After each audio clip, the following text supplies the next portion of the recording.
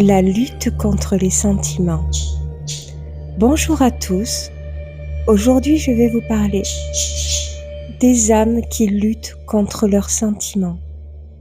Dans beaucoup de rencontres d'âmes, il y a beaucoup de personnes qui vivent des histoires sans engagement, avec des personnes qui se limitent à s'investir et s'engager dans une relation. Pourquoi ? Ces âmes-là ont la plupart d'entre elles vécu des relations karmiques ou toxiques. La peur les limite à s'engager dans une nouvelle relation. Et pourtant, elles ressentent l'envie de revoir la personne avec qui elles partagent ces moments de complicité, ces moments de sexualité qui peuvent devenir des moments de rire, des moments de joie, ainsi que des moments de bonheur qu'ils n'ont pas vécu dans leur ancienne relation. Dans ces relations, il y en a toujours un des deux qui ressent des sentiments amoureux. Habituellement, c'est les deux. Et les deux se retiennent. Ils luttent contre leurs sentiments. Et bien entendu, dans les deux âmes, les sentiments se voient. Mais pour préserver leur relation, leur complicité, leur amitié, parce qu'il y a souvent de l'amitié dans ce genre de relation, ils conservent et luttent contre leurs sentiments. Donc, il y en a toujours un des deux qui a le courage de les avouer et qui arrête de lutter. Parce que l'amour, c'est quelque chose qu'on ne comprend pas. C'est quelque chose qu'on ne peut pas gérer quand on a des sentiments. Par contre, quand on a des sentiments, on peut lutter contre. Donc, celui qui avoue ses sentiments et qui est heureux de vivre cette relation vis-à-vis de l'énergie qu'elle apporte dans la complicité, dans les moments de bonheur, dans les moments de rigolade et de joie et de sexualité, il y aura toujours une des deux personnes qui craquera pour avouer ses sentiments. Et bien entendu, quand elle a toujours lutté pour ne pas montrer ce qu'elle ressent de l'intérieur, c'est très compliqué pour la personne qui l'avoue parce qu'elle sait qu'elle peut perdre cette relation. Mais comme elle ressent ses sentiments profonds et s'agrandir, elle est prête à ce moment-là à s'avouer et tout perdre. Parce que contrôler ses sentiments pour éviter de s'engager dans une relation est complètement toxique pour les deux personnes. Alors bien souvent, quand elle avoue ses sentiments, elle ne le fait pas directement en face de la personne, de peur de montrer ses réelles émotions, qu'elle a toujours essayé de cacher quand elle vivait cette relation. Donc en règle générale, ce genre de personnes avouent leurs sentiments par texto ou alors par mail. Donc bien entendu, comme elle est face à une personne qui a toujours lutté contre ses sentiments, contre lui ou contre elle, la personne en face, en règle générale, elle va pas dire qu'elle ressent la même chose ou elle va pas parce qu'elle ne veut absolument pas s'engager. Donc après avoir avoué les sentiments, pour le premier qui craque, il y a une séparation. Alors bien souvent, ces personnes-là pensent être vraiment dans une réelle relation parce qu'ils ont eu de réels sentiments qu'ils ont toujours gardés au fond d'eux, de peur de perdre leur complicité, leur amitié et tout ce qu'ils partageaient avec la personne qu'elles fréquentaient. Donc, en règle générale, ce genre de personnes vont pratiquer un silence radio. Parce qu'il est beaucoup conseillé et d'ailleurs on le voit hein, dans les réseaux, chez les coachs love, tout le monde conseille de pratiquer le SR ou le jeu «Fuis-moi, je te suis». Donc ne pas répondre à leur ex pour montrer qu'on est capable de passer à autre chose, suscite éventuellement de la curiosité envers le partenaire à qui la personne a avoué ses sentiments. Donc forcément, il va y avoir un recontact. Et généralement, ce genre de personnes qui ont pris de la distance et qui ont créé un silence radio acceptent les retrouvailles avec leur ex-partenaire avec qui ils ne se sont pas engagés. Et pourtant, la relation ne fonctionne toujours pas. Vous êtes toujours face à une personne qui lutte contre ses sentiments. Et pour la respecter, en règle générale, vous ne vous avouez pas vaincu en vue que vous voyez que la personne en face de vous ne fait toujours pas d'efforts à faire des petits pas pour se diriger vers les sentiments qu'il ressent. Eh bien, sachez que les sentiments font partie de la construction de l'être. Quand on refuse de les accepter et qu'on lutte contre, on refuse de construire ce que notre cœur, notre corps a besoin. On refuse d'effacer notre passé sentimental. On peut très bien avoir des ex complètement toxiques ou avoir vécu des violences ou de la trahison. Et on refuse de faire confiance pour ne pas revivre ce genre d'événement. Bien souvent, les gens qui luttent contre leurs sentiments sont des personnes qui ont peur de perdre leur liberté. Ce sont des personnes qui font beaucoup la fête, ce sont des personnes qui côtoient d'autres personnes, qui ont d'autres relations avec lesquelles ils n'y sont pas engagés. Mais il faut savoir que quand vous partagez une énergie entre deux âmes, vous partagez vos sentiments. Même si vous ne les exprimez pas verbalement, quand vous accédez à de la sexualité, vous partagez des hormones et vous partagez de l'amour.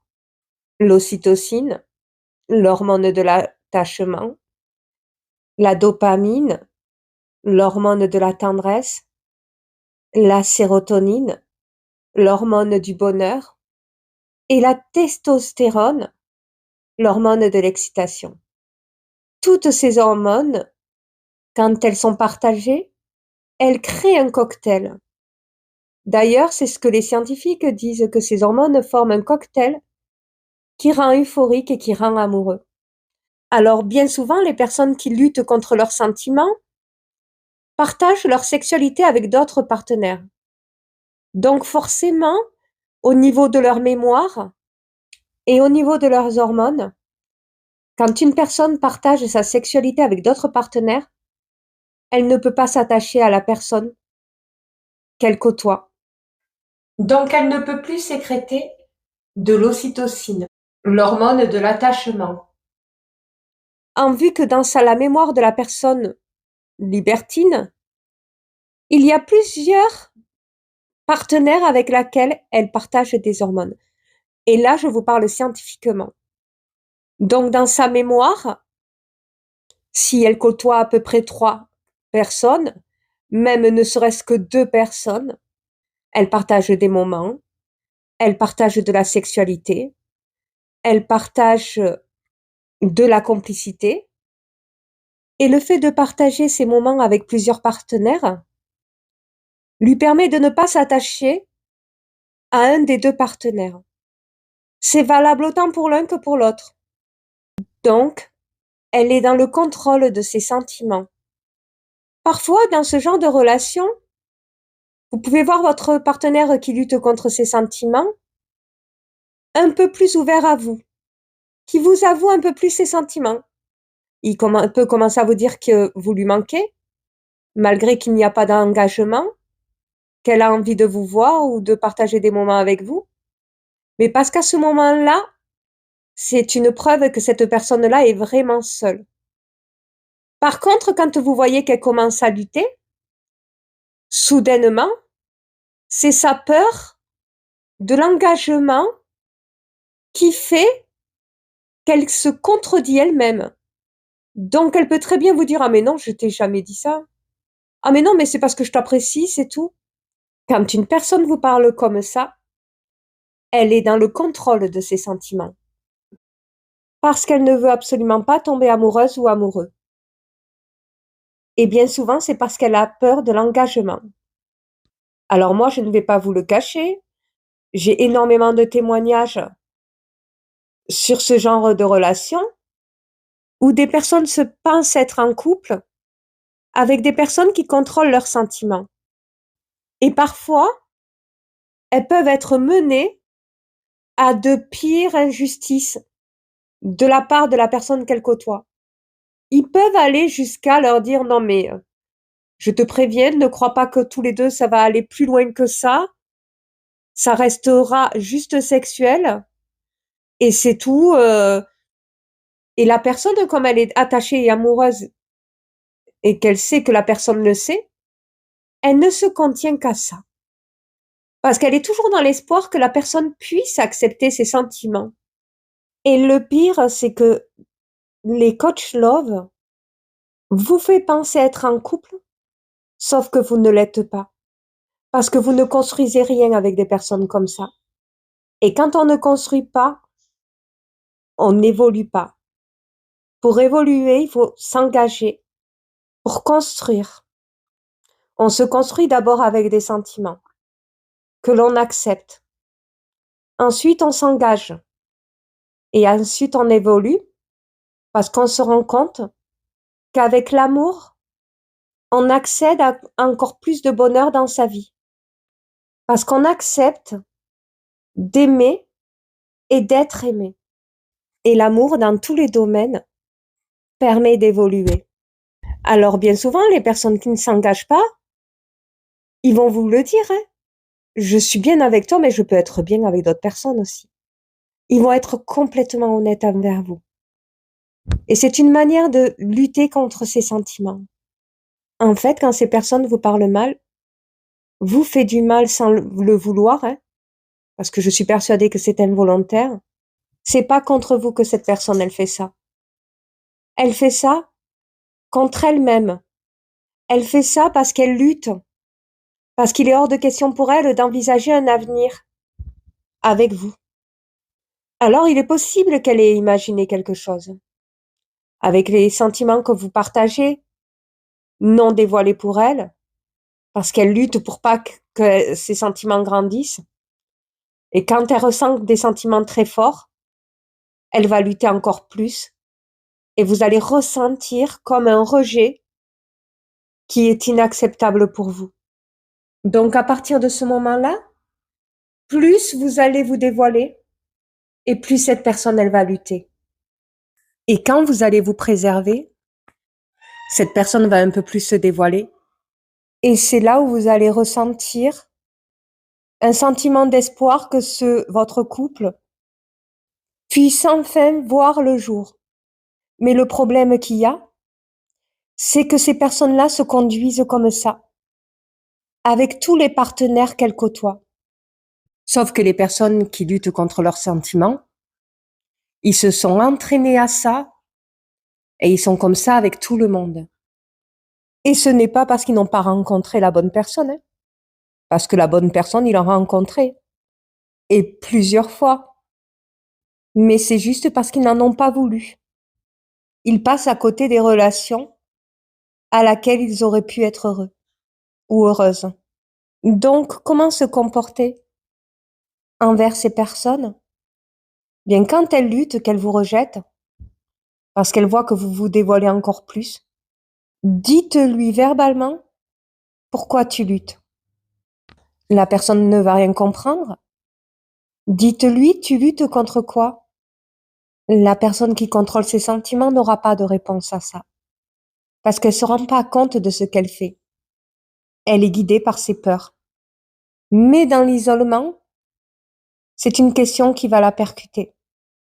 Et c'est une question qui peut lui apporter du travail à faire en son être.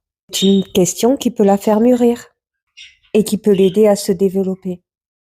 Par contre, vous, le conseil est d'être un peu plus autonome et de vous ouvrir à d'autres relations. Parce que les autres âmes qui vont vous percuter la vôtre vont vous permettre de vous développer et de vous sortir de cette relation toxique. Elles vont vous permettre d'apprendre à construire une relation en acceptant ses sentiments, en faisant des pas vers l'engagement. Et vous allez constater que vous oubliez facilement la personne avec laquelle vous ne vous êtes pas engagé. parce que vous êtes dans l'évolution de votre être et que vous nagez dans le bonheur.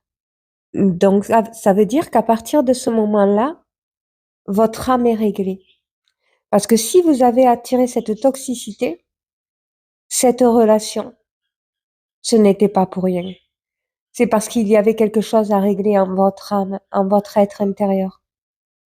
Et grâce à votre nouvelle relation, vous avez pu vous comprendre et vous avez pu régler votre âme. Et vous le constatez quand vous oubliez complètement votre ex-relation. Mais qu'est-ce que va devenir cette ex-relation? Eh bien, cette ex-relation va continuer dans son chemin, pensant que son fonctionnement est normal. En règle générale, elle reste sur ce chemin. Ou alors, elle va rentrer dans une relation qui ne lui fait absolument pas peur. Donc, elle va s'y engager sans avoir forcément des sentiments. Mais en règle générale, c'est très tardivement. Quand elles voient que leur âge avance, quand elles voient qu'elles arrivent au vieillissement, elles voient que le temps passe, elles se voient vieillir. Et ces personnes-là savent très bien que plus on vieillit, moins on est attirant ou intéressant pour l'autre. Elles vont essayer de garder un petit peu espoir sur ce train-train de vie relationnelle, mais ça sera très compliqué et de plus en plus compliqué pour eux dans l'avenir de trouver des personnes qui acceptent ce genre de relation. Donc, en règle générale, elles arrivent à se dire à un moment donné, à un certain âge, où elles en arrivent à de la maturité, de s'engager. Et en règle générale, elles s'engagent sans accepter ces sentiments parce elles se sont construites et elles se sont trop entraînées à les refuser, à rejeter. Donc, elles ne diront rien. Elles refuseront pas une histoire. Par contre, elles n'éprouveront pas autant que ce qu'elles ont éprouvé pour les personnes envers qui elles se contenaient. Donc, du coup, voilà, j'espère que cette vidéo vous aura plu. Pour la prochaine vidéo, je vous parlerai des phobies. Qu'est-ce que les phobies et comment s'en sortir?